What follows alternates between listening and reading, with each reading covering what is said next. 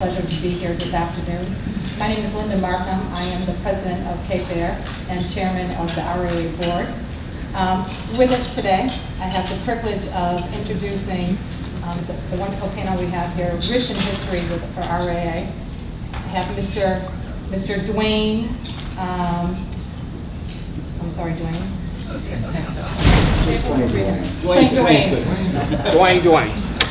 Dwayne Eckel, who led RAA from 1978 to 1989, and Mr. John Frederickson, who led RAA from 1990 to 1992, Walt Coleman, whose leadership tenure spanned from 1993 to 1999, and Debbie McElroy, who led the organization from 2000 to 2006. And representing the current era, Ms. Faye Malarkey Black, who was named interim president in February of 2015. So welcome. So let's start from the beginning.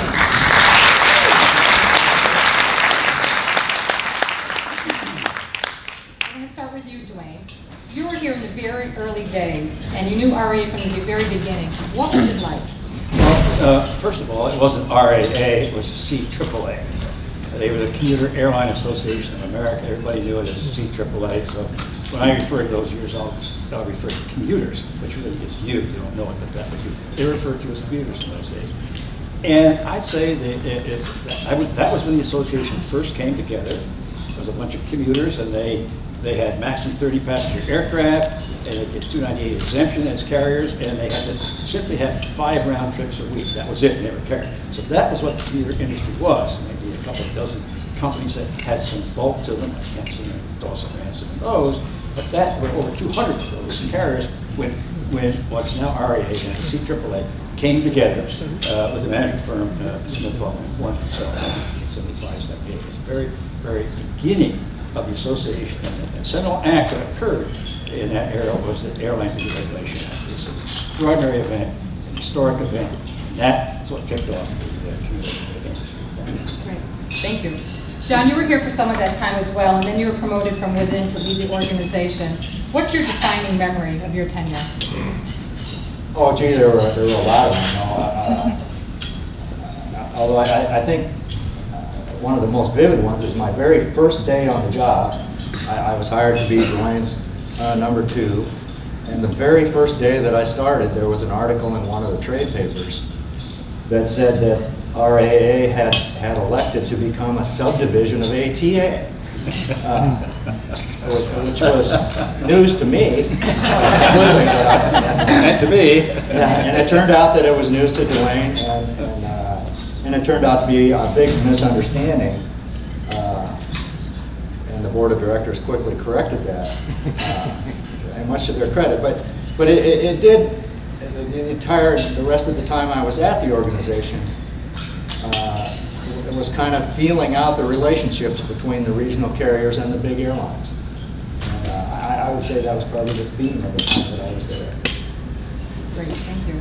And while you presided during a period of real evolution for the industry, and you saw continued movement in co-sharing, the introduction of the first regional jet, and a changing regional airline fleet, what are your memories of this time?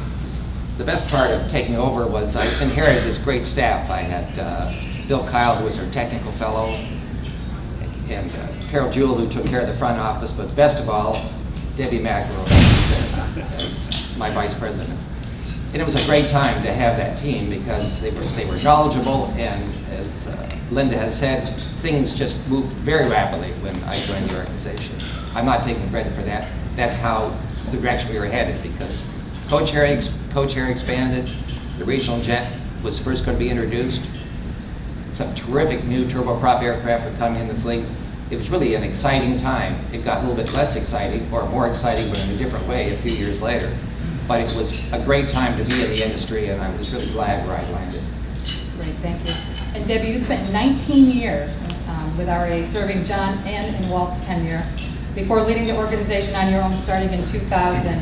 You know, that was a period of tremendous challenge within the industry, and you must have seen a lot of change during that period of time. Please tell us what the biggest change was during your period of leadership. I think there were two that stand out. The first was when I joined, and Dwayne was still president then, so I had the great privilege to work with the three gentlemen to my right. The industry was flying 19-seat airplanes. I mean, they were a little more than 3 million departures, 32 million passengers. And so it really was a small subset of air transportation. And then by 2006, they were providing almost half the domestic departures. The average size of the airplanes was 50 seats. As Walt said, we had regional jets, very sophisticated equipment. So the regionals were just a key part of the success of the air transportation system in the U.S. But I think the biggest change that I saw during my tenure as president was the aftermath of 9/11. If you think about the regional industry was built on the fact that this provided the most efficient day for the business traveler. I mean, you could fly out and fly back in the same day, making the best use of your time. In the aftermath of 9/11, we were asking people to show up 2 hours early for a 45-minute flight. I mean, you basically killed the segment of the industry that was under 250 miles. You also were dealing with a security regime that really didn't focus on efficiency and customer service. I mean, you can sort of understand it because our country had been attacked, but the idea that security, we were going to have this security system that really didn't take into account the needs of the airlines, especially the short-haul airlines, was a big change and a big challenge that we continue to work through. Thank you. And Faye, you were hired in 1998, and you served in various positions at RAA. In your role today as interim president, you've been keenly focused on the pilot workforce and supply. Would you call that your defining issue of the current era? I'd say the current era and probably the past era too. I've been, as you reflected, I've been with RA for about 16 or 17 years now, depending on how you're counting. Oh. Am I on? One more mic. Can you hear me now? No. Okay, so I'll adjust this after. So I've been with RA for about 16 or 17 years, which I think if you take another measurement, it's about 3.5 iterations of a pilot supply crisis. I remember the first time we dealt with this, Walt, it was shortly after you had hired me when we thought we were getting out ahead of Congress asking us questions about where are you hiring your pilots, and I was just looking back through our archives and found a survey that we had done, and what's the average hours and how are you training? So it's interesting to me how these issues just recycle themselves. We obviously, we're looking at a pilot crunch and then 9/11 happened. So that has solved itself for us. That was the first time. Then we were looking at a pilot supply crunch again, and we got the age 65 movement. So now I think here we are, and the difference is now we're feeling it. We're not just on the precipice of a pilot supply crisis, but we're actually in the middle of one. So very much so the defining era. Thank you. And this question is for John. John, your big project, one of your first big projects was tackling Massport, which involved peak hour pricing schemes at Boston Logan Airport, peak hour or congestion. Pricing has been a reoccurring theme in the regional airline industry for years. Can you tell us about your experience on that front? Yes, that was a really seminal event, I think, for this organization. Those of you who may recall, the Massachusetts Port Authority instituted some sort of, they wanted to solve their congestion problem, so what they decided to do was price their landing fees by the time of day that you landed, regardless of the size of the airplane. And it would have had a devastating effect on the regional airline business. The landing fees at that airport would have tripled. The difficulty for us was a couple of things. For the big airlines, their landing fees would have actually gone down.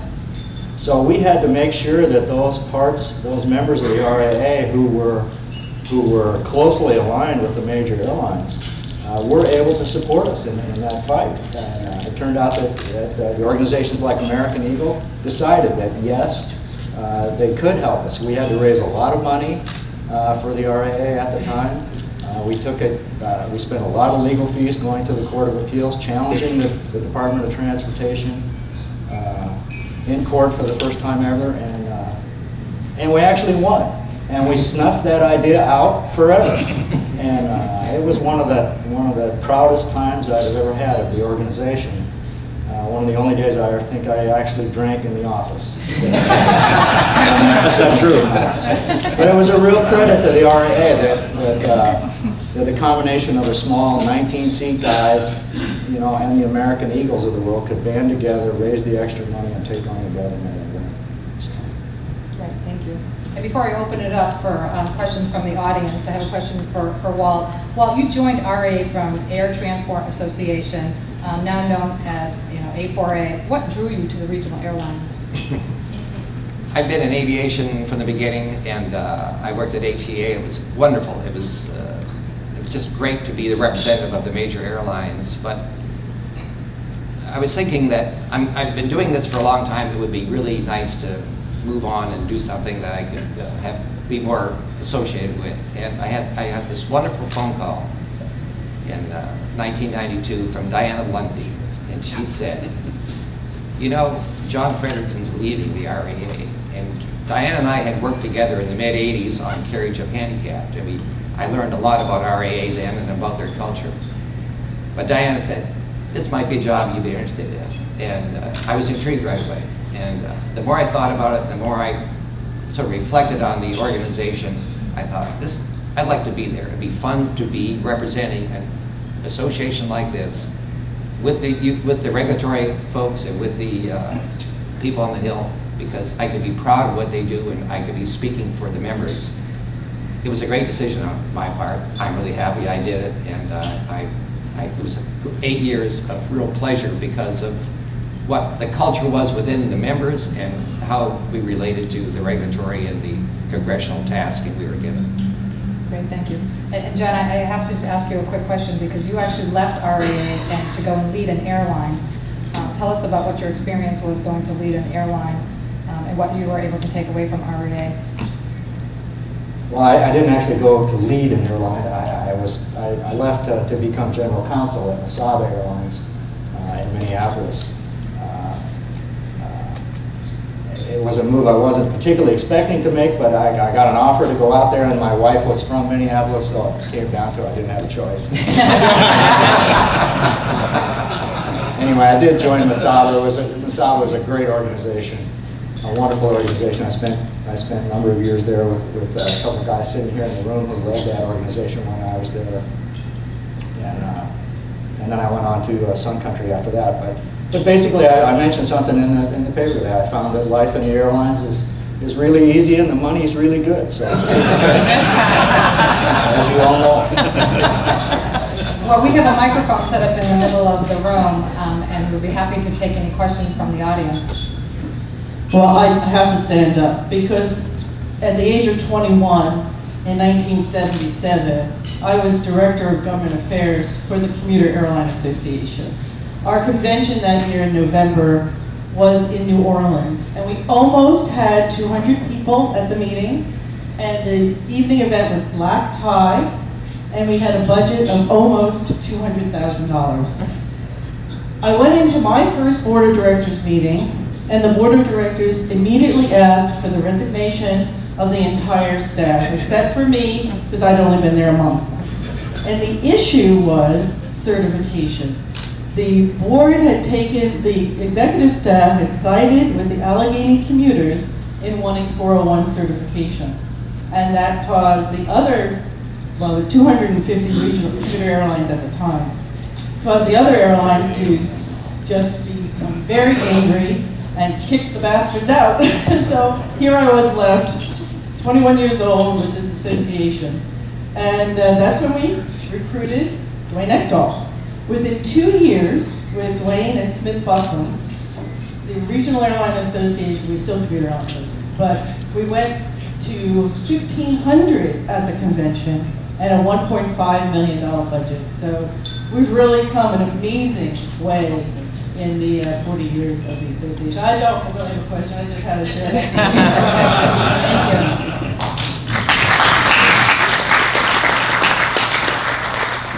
Chatting with Dwayne last night, and he informed me of his recent retirement.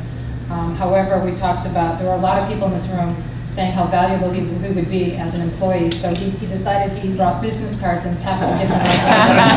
Looking to make a hire. Any other questions? Okay. So, Debbie, you were handling security for the organization when you became president, and you kept that role during your presidency. And after 9/11, everything changed. Tell us about managing through that change. The security was something that, if you remember, prior to 9/11, the airlines, either with their own employees or through contract employees, provided the screening checkpoint security. And so it was something that we worked in collaboration with the majors. Candidly, it was something I enjoyed doing, and it had a big impact on our operations. But after 9/11, it really, as I mentioned earlier, had the possibility to kill a part of the industry. And the challenge was they brought in, when they formed TSA, they brought in a lot of military or law enforcement folks, because that was the way that they were going to stand up the organization. And it was just a real challenge, because they didn't understand customer service. They didn't understand the fact that passengers didn't have to fly. This was a discretionary decision. And it took a long time to work that through. I mean, when TSA was still over at DOT, it was a great help to have Secretary Mineta there, because he was a real champion for the industry. And these things make strange alliances.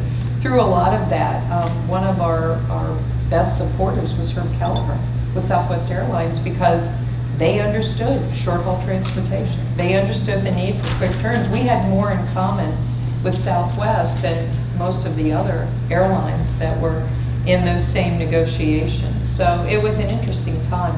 I also have to give a shout out to Steve Alterman, who's in the audience. There were a number of the associations in the early days that helped each other to make sure that we were all hearing the same thing. Because it was very easy for the government to just call ATA and figure out how they were going to solve the problem.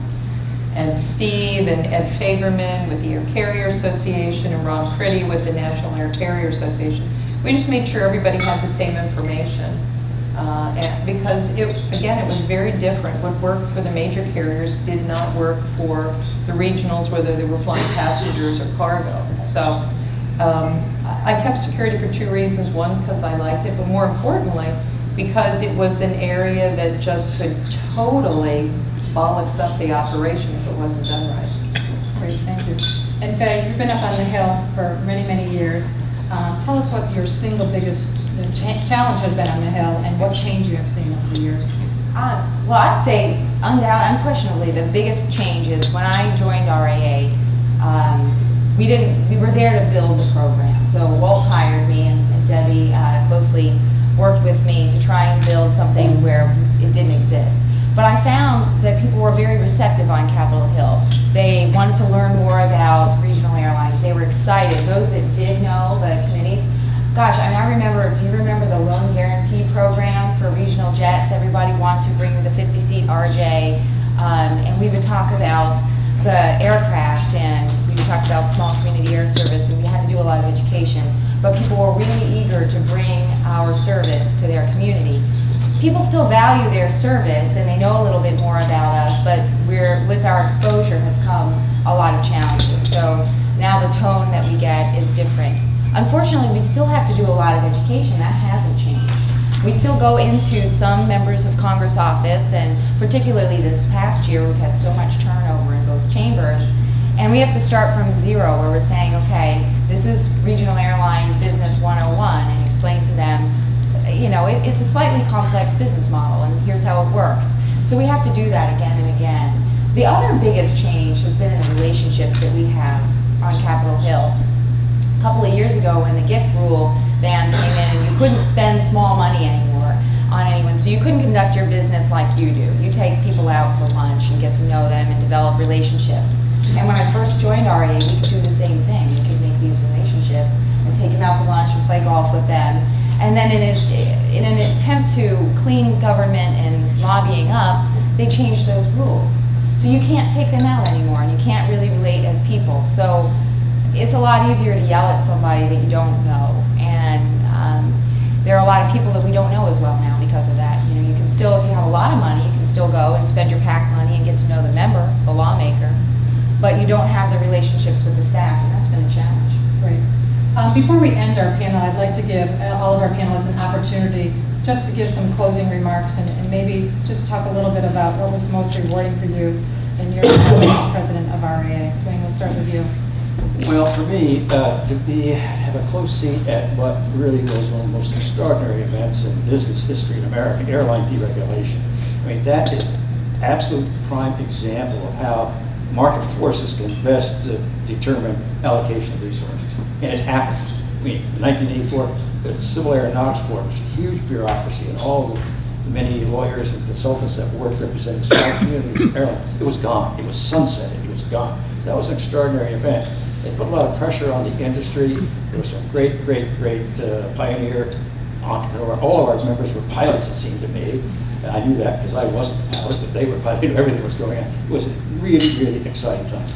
From my standpoint, to see where you are now and the extraordinary services it is to our country, really, tying the small communities into the economy, allowing, I think what it does to the lives of so many people who can live in rural America, be connected to the system of jobs and so on and so on. That was very much in doubt in 1978 when the Airline Deregulation Act was debated, and there were many people that didn't want it. So I look back and think that I take a lot of pride in the fact that if RAA in some way, then CAAA, affected that future, what you're doing now, and we had no imagining, could not begin to imagine how this industry is now structured. We were a bunch of small commuters that came together and with real pioneering pilot operators, that was the beginning. That was the birth. That was the birthing pain. So I take a lot of pride in the fact that I had some small part, some role through this association in helping to make that happen. When I see where you are today, and the public at that time never thought this was going to happen.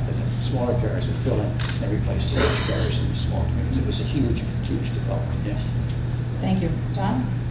Yeah, I have the same feelings as Dwayne, really. I was lucky enough to be with the association when the pioneers were still, to a large extent, still with the Regional Airline Association.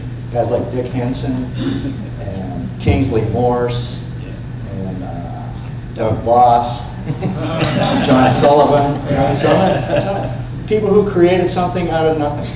There was no industry, and they created an industry out of nothing. It was such an honor and a pleasure to work with those guys. And I was at the transition point, too, for some of them. I remember when Kingsley Morse, who was just a wonderful man, I don't know how many of you remember him, started Command Airways up in New York, and then sold that company to American as one of the American Eagles. And I remember I called him and congratulated him on being a rich man. And he said, you know, I've sent my child off. I don't know if I feel good about this or not. But he was one of those guys, like a lot of you in the room, who created something out of nothing. And it's really a pleasure to have been there when all that happened. Thank you. Walt?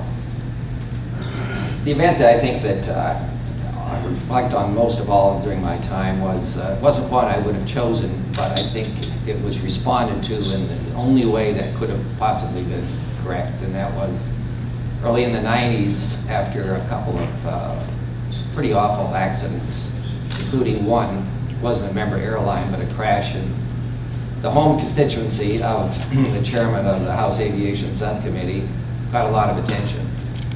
And so the issue began about, and partly brought on by pilot union making a point about one level of safety, but changing the rules for airplanes. It was really hard for the traveling public to understand that small airplanes had one set of rules and big airplanes had a different set of rules. They had no idea where that changed, where the number was, but because of the public perceptions of the two sets between 135 and 121, it was clear it had to be addressed. And there was more and more comments about the safety of smaller regional airlines, and including one that was just completely off the mark. But you know how bad news gets into the media, and it's really hard to undo. And a group that we'd never heard of before, the International Airline Passengers Association, said that people should avoid commuters. They had 10 times the accident rate of major airlines. And that was just impossible to get that back down. And it just, we couldn't be silent on it. And so, because if the airlines collectively, the regional airlines hadn't come out and started to tell the truth about training and airplanes and the fact that it's a propeller doesn't mean it was built before World War II. There was just a lack of understanding that had to be communicated. And so the decision the board made very soon was to go ahead and support the application of Part 121 to airplanes with 10 seats or more. And not happy, but the 4 board members that voted on it, 4 of them only flew 135, but it was a unanimous vote. So the fact that it was painful at the time, and it's probably still painful for some carriers to do that complying, 2 things happened. One, it was passed, it had to be implemented in 15 months. The other thing is that RAA started an information campaign, which we call Plain Sense, talking about the things that really, the differences in what we do for training in airplanes and maintenance. And we knew how bad perceptions were because we had focus groups before we did this campaign.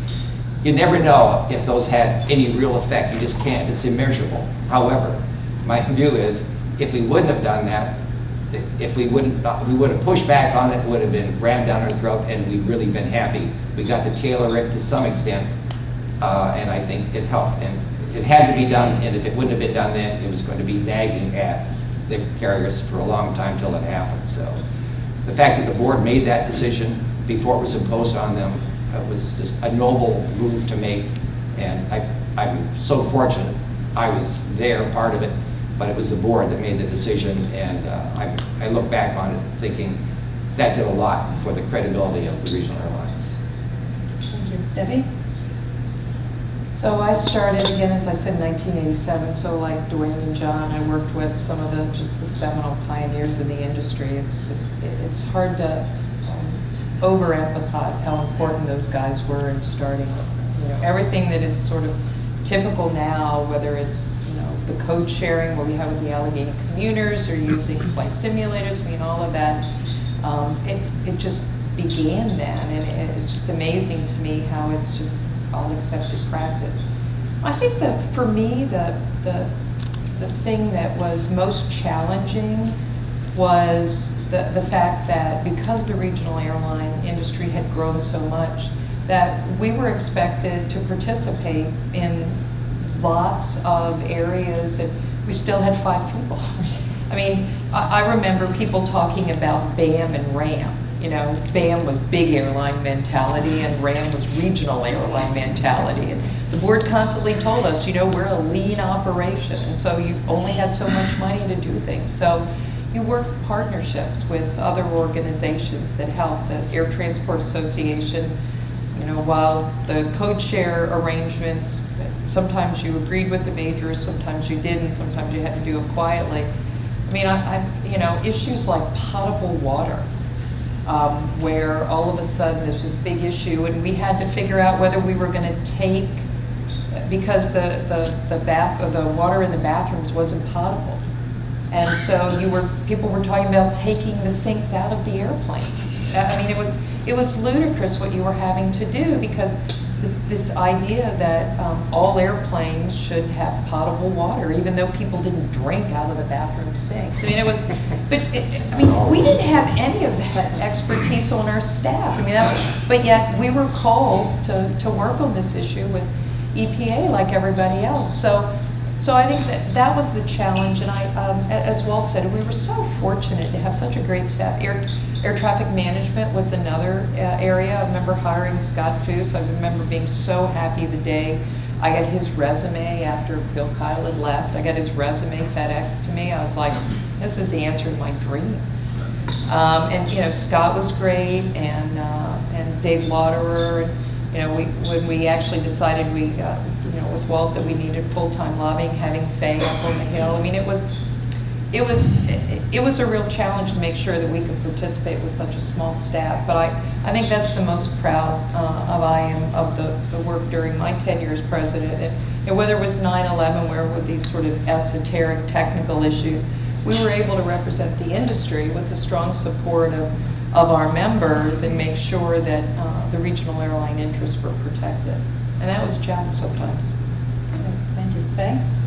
I think I would just echo that. We're still, I would say the biggest legacy and the biggest strength of the RAA now is twofold. I think on the member side, you all do come together, as Walt reflected, and focus on the greater good. You remember, Debbie, after 9/11 happened, and we were trying to figure out the compensation formula for regional airlines, and I was very impressed at how everybody came together and figured something out that wasn't perfect for anybody, but it was the best we were going to get for everybody. And I still see that, even today at our board meeting, we have conversations over this is how we're going to advance the industry forward. And we have a board of directors who are willing to look at that and look at it as a greater good and a strength of the industry. And I don't know how common that is. I think among trade associations, you certainly hear of different types of environments and trying to move forward, and we've got a really good one. I think that is one half, and the other half is the team. We have a strong team in place for lean and mean. We now have 7, which is more than double what we have, I think, in the very beginning. But we still operate the same mentality. Everybody pulls their weight and they do it well. So I think we're real well served by that. You're doing a great job. Well, I'd like to add one more thing that I would like to look back on, or I look back on very fondly, is I hadn't been there long, and when I was at the Air Transport Association, we decided we needed a safety committee among the major airlines, and it really went well, and it was embraced. It meant they had another staff person traveling to Washington and all of that, but I think there was a payoff there. So shortly after I got to RAA, I asked the board if we could establish an aviation safety committee, and which is interesting because, for instance, at ATA, they had a lot of common aircraft, but at RAA, airplane types were all over the place. But everybody thought it would be a good idea, even though it meant they were going to have to send a rep to Washington. Well, we did establish it, and as far as I know, I saw they were having a meeting this morning downstairs. It serves a great utility, and I think just the fact it's hard to measure what's come out of it, but based on my experience with the ATA committee and my experience after we established it at our RAA, I thought it was just the right thing to do, the timing was right, and it was embraced by the members, and I thank the CEOs for doing all that, and I thank the people who are the safety officers who have made that work. So, thank you. great point. Thank you all Can for, go ahead. I wanted to add one more thing, and then we really will call it.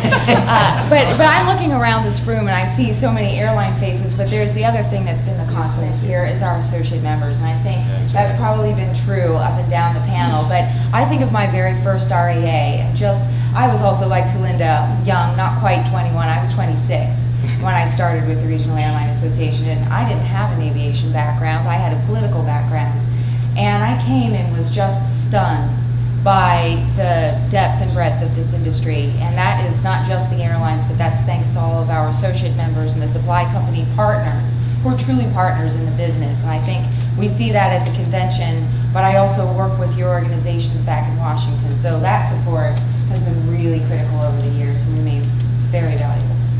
Great, thank you. We'd like to thank you all for joining us this afternoon.